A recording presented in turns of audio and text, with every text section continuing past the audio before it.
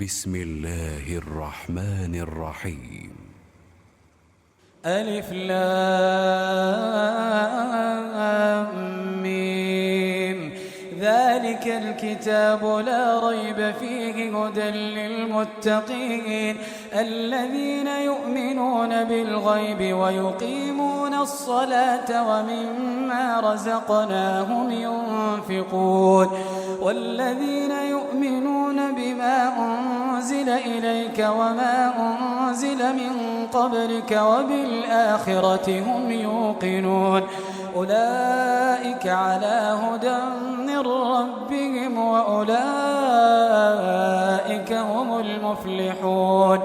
إن الذين كفروا سواء عليهم أأنذرتهم أم لم تنذرهم لا يؤمنون.